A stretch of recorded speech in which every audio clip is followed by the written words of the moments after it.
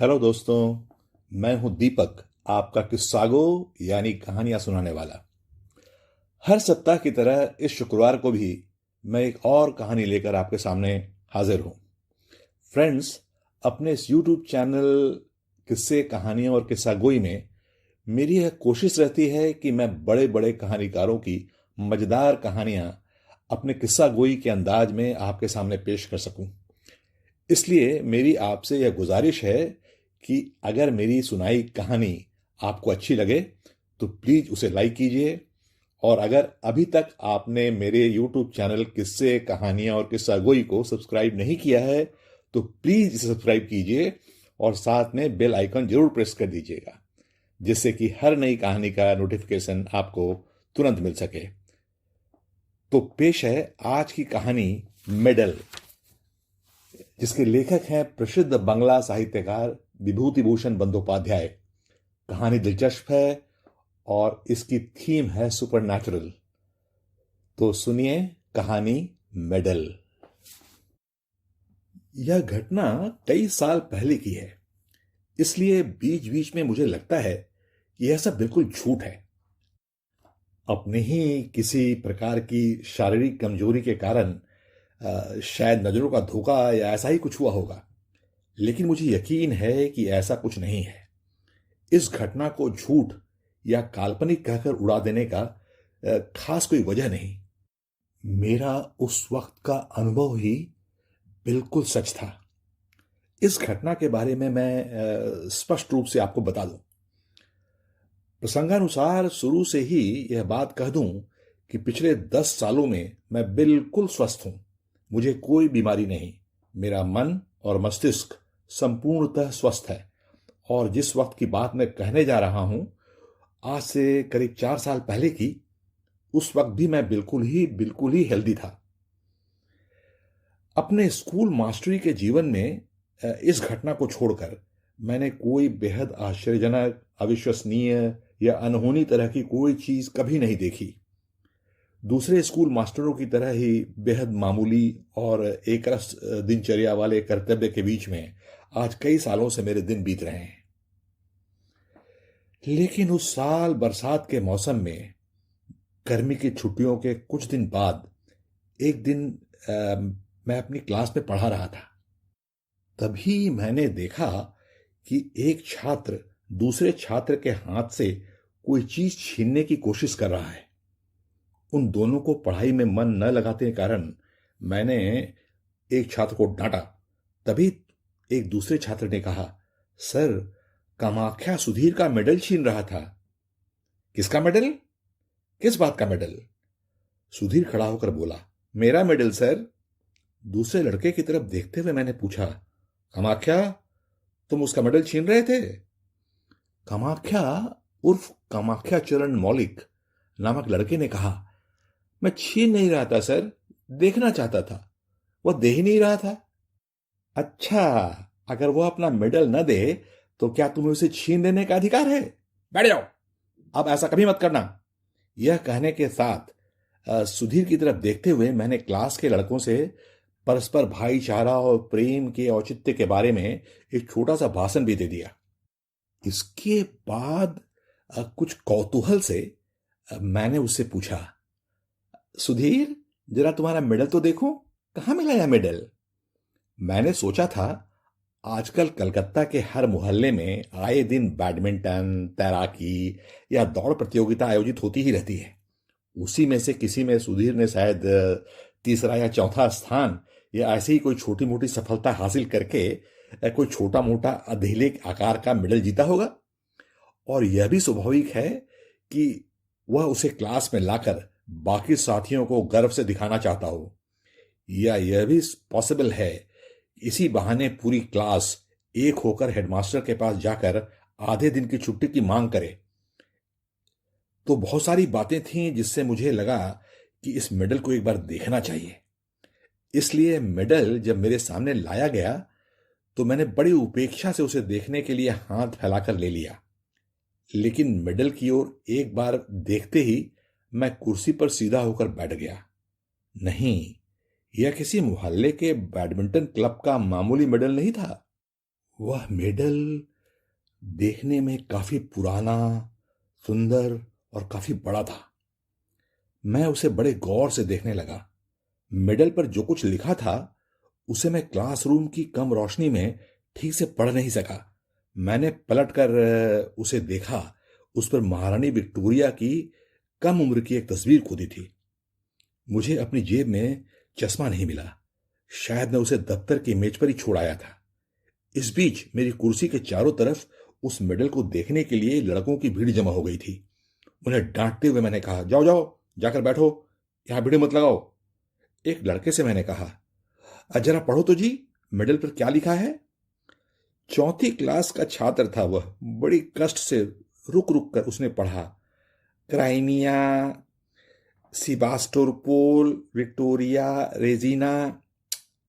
अच्छा अच्छा, दूसरी ओर भी पलट कर पढ़ो, sergeant SB Parkins, sixth dragon guards, सन 1854।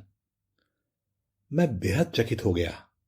क्रीमिया के युद्ध के समय सेवास्टोपोल की युद्ध भूमि में किसी साहस के कारनामे के कारण यह मेडल इंग्लैंड के युद्ध कार्यालय से ड्रैगन गार्ड्स आर्मी के सर्जेंट पार्किंस को प्रदान किया गया था।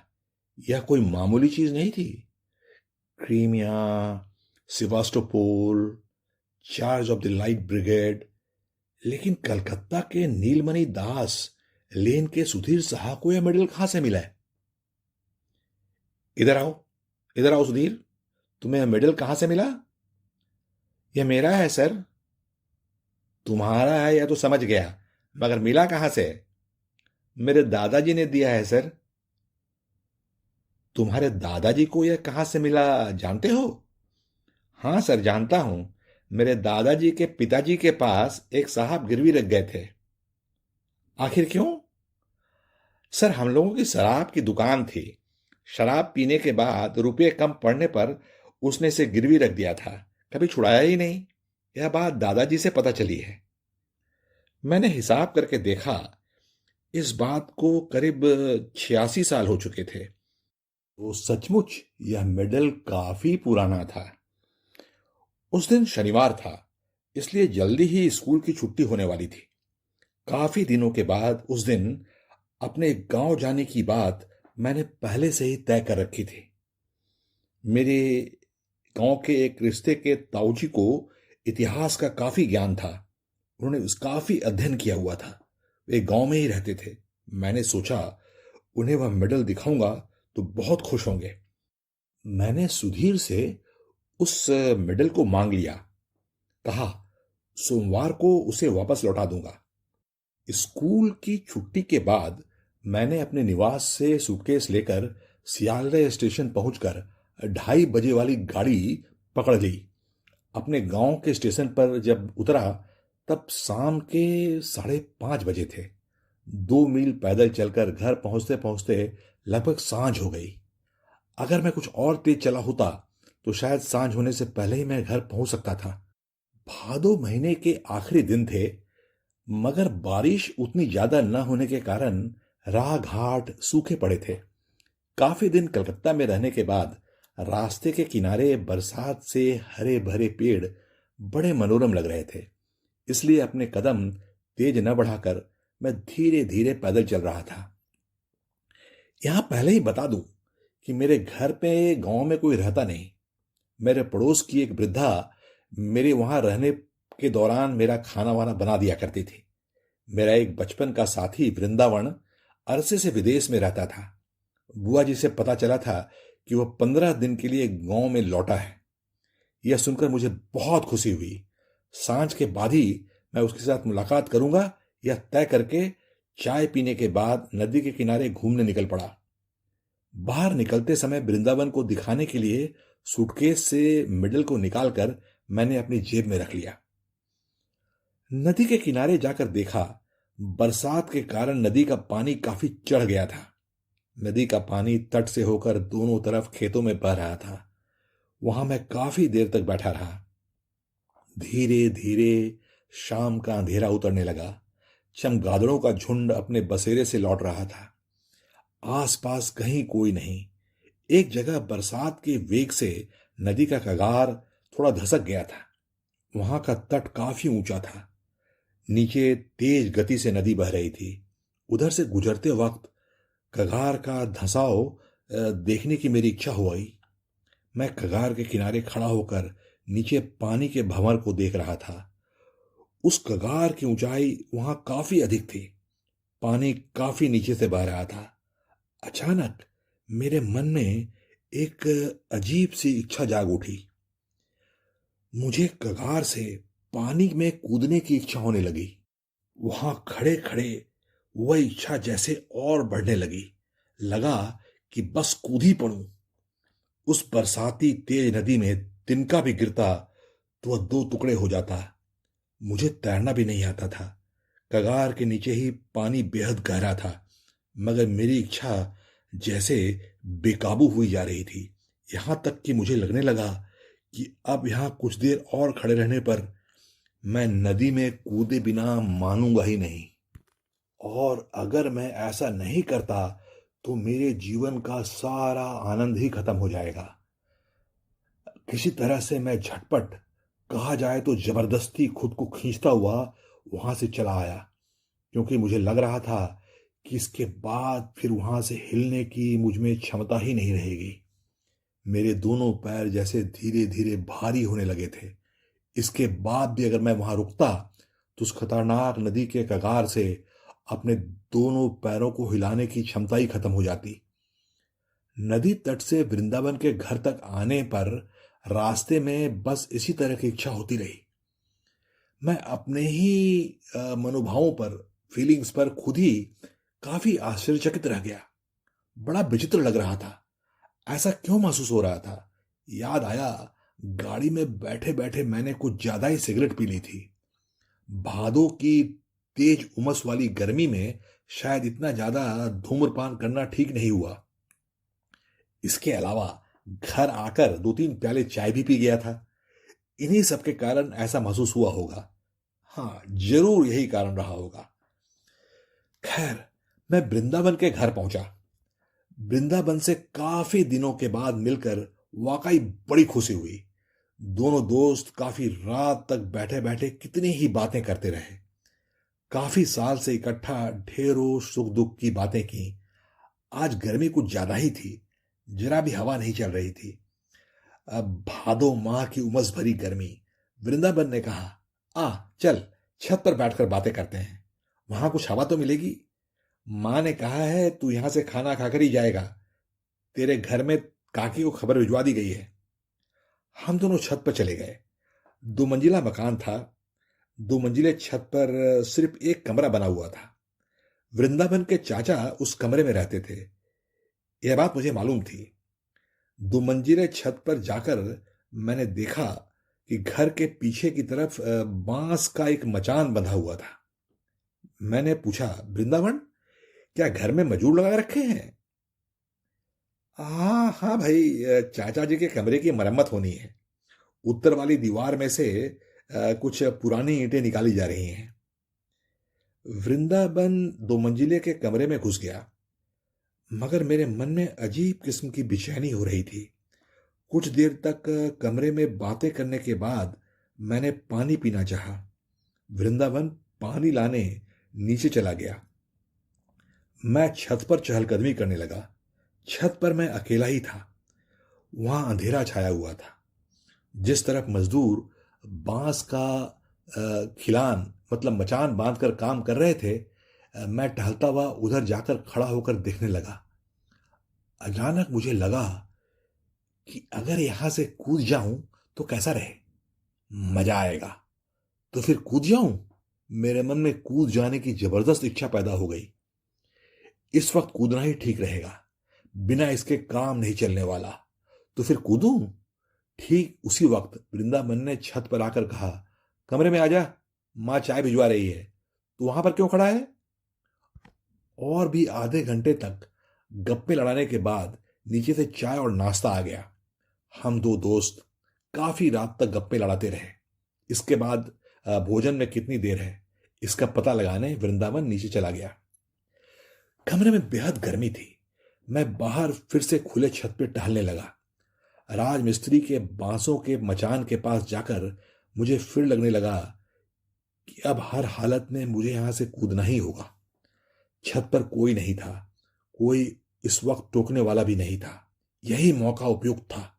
इसके साथ ही मेरा अवचेतन मुझे सतर्क भी कर रहा था, कूदना मत मूर्ख, यहां से कूदना मत, नहीं तो नीचे गिरकर मर जाओगे। मेरा सिर भन्नाने लगा। पता नहीं कितनी देर बाद और किस बात से क्या हुआ, यह भी पता नहीं। अचानक वृंदावन के चीखने से मैं चौंक पड़ा। मैंने पाया वृंदावन मेरा हाथ पकड़कर मुझे ऊपर खींच रहा था। यह क्या सर्वनाश, मैंने देखा कि तू यहां से कूद गया है। तकदीर अच्छी थी कि बांसों के मचान में पैर फंस जाने से तू बच गया। तुझे हुआ क्या है? मेरा सिर जैसे चकरा रहा था, सारी देह झंझना रही थी। मैंने वृंदावन से कहा, भाई मुझे कुछ भी नहीं पता। वृंदावन ने कमरे में लाकर मुझे लिटा दिया।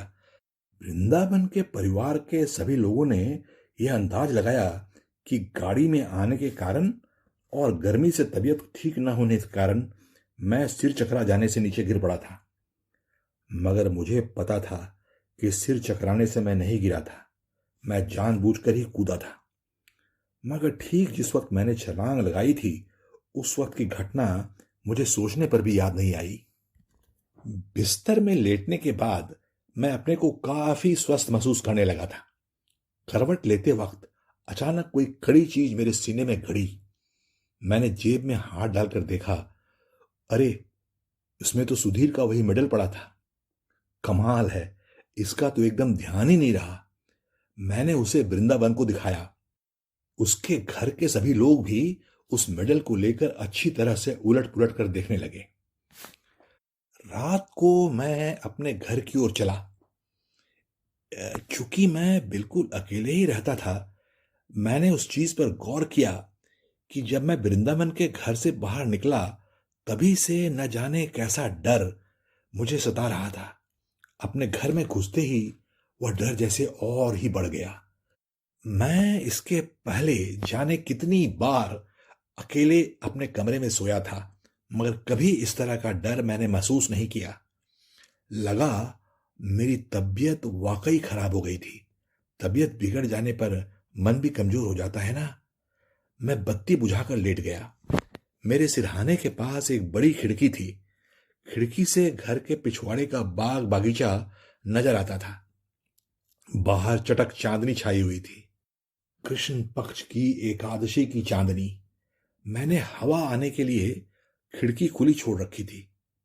पता नहीं मैं कितनी देर तक सोया, मगर घंटे भर से ज्यादा नहीं सोया रहा हूंगा।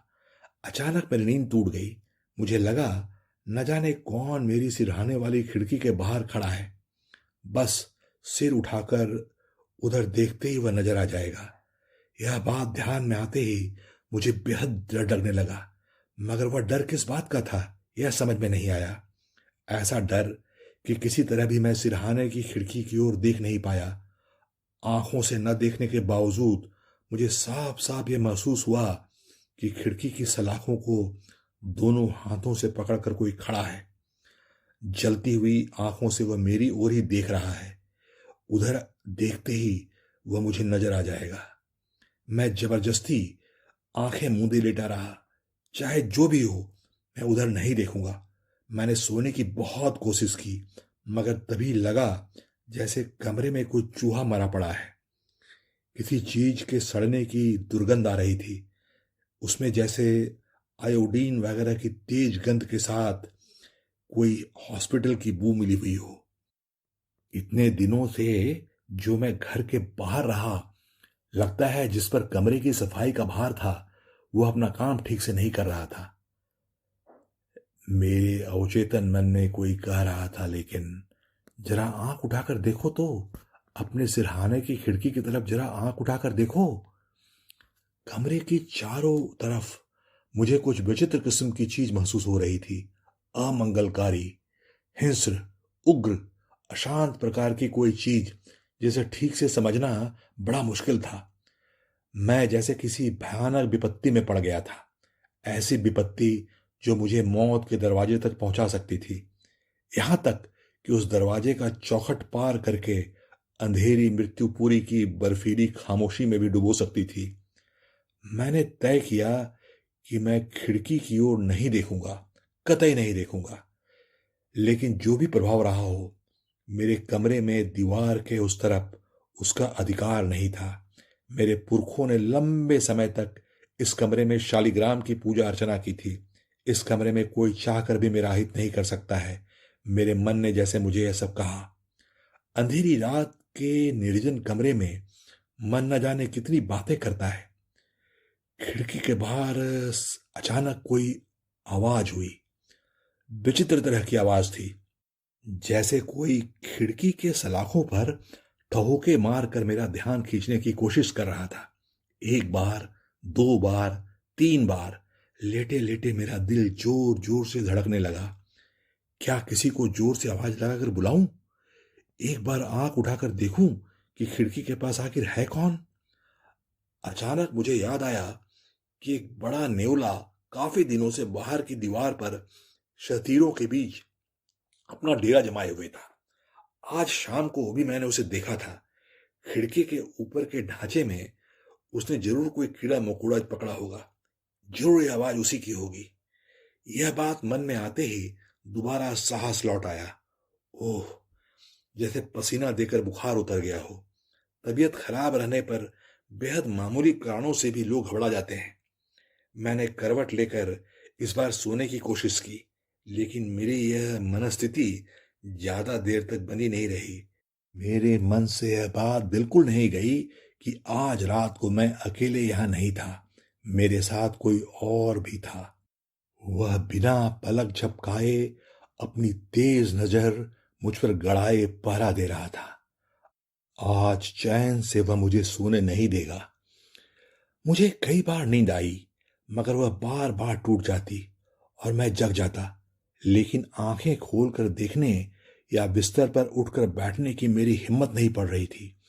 बीच बीच में खिड़की की सलाखों पर वही आवाज मुझे सुनाई पड़ती, जैसे कोई बहुत धीरे धीरे उसे थपथपा रहा हो। जैसे वह आवाज कह रही हो, एक बार आंख उठाकर देखो, जरा एक बार पलटकर खिड़की की तरफ देखो तो सही। मेरा बिस्तर पसीने से भीग गया था। भादों की उमस भरी गर्मी ही इसका एक कारण रही होगी। धीरे धीरे इसी तरह सुबह हो गई। दिन का उजाला होते ही लोगों की आवाज कानों में जाते ही रात का डर न जाने कहां गायब हो गया। मैं निश्चिंत होकर सुबह 9 बजे तक सोता रहा। इसके बाद उठकर चाय पीकर मोहल्ले में घूमने के लिए निकल पड़ा। उसी समय एक घटना घटी, जिस पर उस वक्त मैंने कोई खास ध्यान नहीं दिया, लेकिन बाद में सारी बातों का मन में विश्लेषण करने के बाद वह मुझे बेहद ही चौंकाने वाली घटना लगी। दूसरे मोहल्ले में जाते हुए रास्ते में अपने उन्हीं ताऊजी से मेरी मुलाकात हो गई, जिनको दिखाने के लिए मैं रात को मेडल लेकर अपने साथ निकला था। लेकिन वृंदावन के यहाँ दावत होने के कारण उनसे मैं भेंट नहीं कर पाया था। मुझे देखकर वे बोले, और कहो सुरेन, अच्छे तो हो ना? मैंने कल तुम्हें देखा था। उस वक्त काफी रात हो गई थी, इसे तुम्हें आवाज नहीं दी। तुम शायद वृंदावन के घर से लौट रहे थे। मैं उस वक्त छत पर टहल रहा था। बाप रे बाप, कल रात कितनी गर्मी थी। तुम्हारे साथ एक आदमी को देखकर भी मैंने तुम्हें आवाज लगाना ठीक नहीं समझा। कौन था भाई? काफी लंबा आदमी था। वह किसी सिख या पंजाबी जैसा ही। क्या तुम्हारा दोस्त था? बंगालियों में तो ऐसे किसी की कद काठी होती नहीं। भाई वाह। मैं चकित होकर ताऊजी की ओर देखते हुए बोला, कल रात मेरे साथ कोई आदमी था? मगर मेरे साथ तो कोई नहीं था ताऊजी। ताऊजी भी जरा चकित होकर बोले, तुम कह रहे हो तुम्हारे साथ कोई आदमी नहीं था? तुम अकेले ही थे? मेरी नजर इतनी कमजोर हो गई है बेटा? मैंने हंसकर कहा, शायद ऐसा ही हुआ होगा ताऊजी। आंखों से आपको साफ साफ नजर नहीं आया होगा। आखिर उम्र भी तो हो गई है आपकी। मेरे साथ कोई भी नहीं था। इसके अलावा आपके घर के सामने के आम के पेड़ की छाया, अंधेरे उजाले में आपको भ्रम हो गया होगा। ऐसी गलती हो ही जाती है। ताऊजी बिल्कुल भौचक्के हो गए। बोले, बड़े आश्चर्य की बात है, नजरों का इतना धोखा हो सकता है? आम के पेड़ के इस तरफ जब तुमने टॉर्च जलाई थी, तब मैंने तुम्हें और तुम्हारे पीछे पीछे एक लंबे आदमी को देखा था। इसके बाद तुम टॉर्च बुझाकर आम के पेड़ की छाया में चले गए। उस वक्त भी चांदनी की रोशनी और आम के पेड़ की छाया के अंधेरे में मैंने साफ साफ देखा था कि वो आदमी तुम्हारे पीछे पीछे चल ही रहा था। वह जैसे तुमसे भी हाथ भर लंबा था। वह ठीक तुम्हारे पीछे पीछे था, मगर बहुत साफ तो नजर नहीं आया था। उतनी दूर से और अंधेरे उजाले के कारण ज्यादा साफ नजर नहीं आया। एक बार मैंने सोचा कि तुम्हें बुलाकर तुम्हारे उस दोस्त के बारे में पूछूं। नजरों को भला इतना धोखा हो सकता है? मैंने ताऊ जी को फिर समझाया। अरे ताऊ जी, कल मेरे साथ कोई नहीं था, मैं अकेला ही था, इसलिए आपको नजरों का धोखा ही हुआ होगा। दिन भर वृंदावन के साथ गप्पे लड़ाते हुए बीता। पिछली रात के डर की बात दिन के उजाले में मुझे खुद ही इतनी हास्यास्पद लगी कि वृंदावन को मैंने कुछ भी नहीं बताया। उसी रात की गाड़ी से मुझे कलकत्ता लौटना था। वृंदावन के घर से चाय पीकर मैं घर वापस लौटकर सूटकेस लेकर स्टेशन की ओर रवाना हो गया। उस वक्त सांझ का अंधेरा गहरा रहा था। मैं बौरीपाड़ा के बड़े बगीचे से होकर जा रहा था। उस बगीचे को पार करने में 5-6 मिनट लगते हैं। काफी बड़ा बगीचा है वह। बागीचे के ठीक बीचों बीच आकर न जाने क्या सोचकर मैंने पलट कर देखा। मुड़ते ही मुझे ऐसा लगा जैसे मुझे करंट लग गया हो। अचानक डर से मेरा पूरा शरीर पत्थर का बन गया। वहां पर कौन खड़ा था? सड़क से थोड़ा हटकर झाड़ियों के जंगल के हल्के अंधेरे में मुझे एक अद्भुत व्यक्ति नजर आया। वह बेहद लंबा था। उसके सिर पर घोड़ों के बालों के चंवर वाला एक लंबा टोप था, जो पतले लोहे की चेन से उसकी ठुड्डी से बंधा हुआ था। तस्वीरों में गोरे सैनिकों के सिर पर जैसा टोप नजर आता है, उसी तरह का चिमनी टोप। वह बिना हिले डुले बस एकटक मुझे ही देखे जा रहा था। वह मुझसे 10 गज या उससे भी कम दूरी पर ही खड़ा रहा होगा। लाचार होकर मैं थोड़ा और आगे बढ़ गया। इस अचानक जगे कौतूहल को जैसे मुझे सच करना ही था। वह आदमी बिल्कुल हिलडुल नहीं रहा था, जैसे कोई पत्थर की मूर्ति हो। मैं उसे बिल्कुल साफ देख रहा था। अब वह मुझसे सिर्फ 7-8 गज दूर पर ही था। उसके सिर पर घोड़े के बालों वाला लंबा फौलादी टोप और लोहे के चेन वाला फीता साफ नजर आ रहा था। मेरी दोनों टांगें कांपने लगी। पूरा शरीर जैसे सुन्न पड़ने लगा। मेरा सिर अचानक हल्का महसूस होने लगा।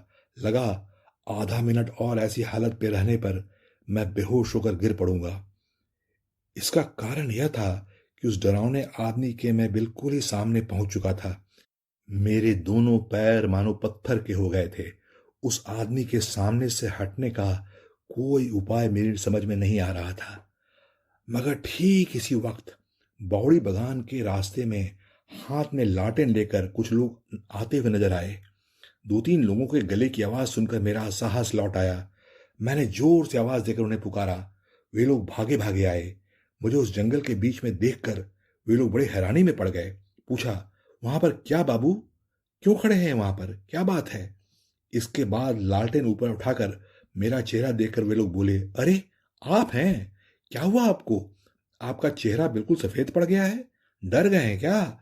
यह बौड़ी बगान अच्छी जगह नहीं है बाबू। शाम ढलने के बाद यहाँ लोग काफी डर जाते हैं। वे लोग जब लालटेन उठाकर मुझे देख रहे थे, तो उस रोशनी में मैंने देखा वह आदमी मेरे सामने उस वक्त भी उसी तरह खड़ा हुआ था। किसी ने मुझसे पूछा, यहाँ खड़े खड़े क्या देख रहे थे बाबू? उस ठूंठ वाले पेड़ को? एक और व्यक्ति ने कहा, इस पेड़ के डाल पत्तों को काट कर सिर पर झाड़ी की तरह बना दिया है। अंधेरे में इसे देखकर लगता है कि जैसे कोई आदमी खड़ा है। आप यहां से निकल चलिए बाबू। मैंने भी देखा, वाकई वह पेड़ ही था। हद तेरी की, नजरों का भी कैसा धोखा होता है। कल मैं अपने ताऊ जी से चश्मा लेने के लिए कह रहा था। यह सोचकर अपने पर मुझे शर्म आई। वे तो फिर भी बूढ़े आदमी हैं, उनकी नजरें तो धोखा खा सकती हैं। अब मेरी यह हालत है। खैर, वे लोग मुझे लालटेन की रोशनी पे स्टेशन तक छोड़ गए। दूसरे दिन स्कूल में पहुंचकर मैंने सुबह ही सुधीर को उसका मेडल लौटा दिया। सुधीर ने कहा, दादाजी ने एक बार आपको बुलाया है सर। छुट्टी के बाद मेरे साथ मेरे घर चलिए। उन्होंने आपको अपने साथ लाने के लिए कहा है। जब शाम को मैं सुधीर के घर पहुंचा तो उसके दादाजी ने कहा, मुझे बड़ा डर लग रहा था मास्टर जी। जब पता चला कि आप सुधीर से मेडल लेकर गांव चले गए थे, मैं बस तभी से घबरा रहा था। आपके गांव का पता मालूम नहीं था, वरना मैं किसी को वहां दौड़ा देता। इस मेडल को एक अंग्रेज सैनिक ने मेरे पिताजी को दिया था, तब मैं पैदा भी नहीं हुआ था। इस मेडल को वह गिरवी रख गया था, मगर बाद में छुड़ा नहीं पाया। वह सैनिक बेहद ही शराबी और झक्की था। मास्टर जी, यह मेडल बहुत ही खतरनाक है। मेरे खानदान के किसी आदमी के अलावा अगर किसी दूसरे के हाथ में जाए तो उस आदमी पर बड़ी आफत आ जाती है। मेरे एक जीजा एक बार लाख समझाने पर भी नहीं माने थे। यह बहुत पहले की बात है। वह इस मेडल को दिखाने के लिए अपने घर ले गए। उसी दिन शाम को छत से गिरकर उनकी मौत हो गई। बाद में उनकी जेब से मेडल निकला। मैंने एक यंत्रचलित पुतले की तरह कहा, छत से? जेब से यह मेडल मिला था? हाँ मास्टर जी, मेरे खुद के जीजा जी। झूठ क्यों कहने जाऊंगा। लगभग 27-28 साल पहले की बात है। इसे और भी एक दो लोगों ने लिया था, मगर लेने के तुरंत बाद ही लौटा गए। कहने लगे, रात में बहुत डर लगता है, रोंगटे खड़े हो जाते हैं, लगता है जैसे कोई पीछा कर रहा हो। यह मेडल बाहरी लोगों को सहता ही नहीं, जान पर बनाती है। एक बात कहने की जरूरत है। महीने भर बाद मैं फिर अपने गांव गया। बौड़ी बगान में जहां उस रात को मैं डर गया था, वहां पर उस दिन वाला पेड़ मुझे कहीं नजर नहीं आया। जिस आम के पेड़ के बगल में मैंने उस खास ढंग के छटे हुए पेड़ को देखा था, वहां दिन में जाकर ढूंढने पर भी मुझे कोई पेड़ नहीं मिला। या पेड़ काट देने के बाद जो खूंट रह जाती है, मुझे उसका भी कोई निशान नहीं मिला। वहां इस तरह का पेड़ कभी रहा हो, उस जगह को देखकर यह कल्पना करना सचमुच ही बहुत मुश्किल था। तो ये थी विभूति भूषण बंदोपाध्याय की कहानी मेडल।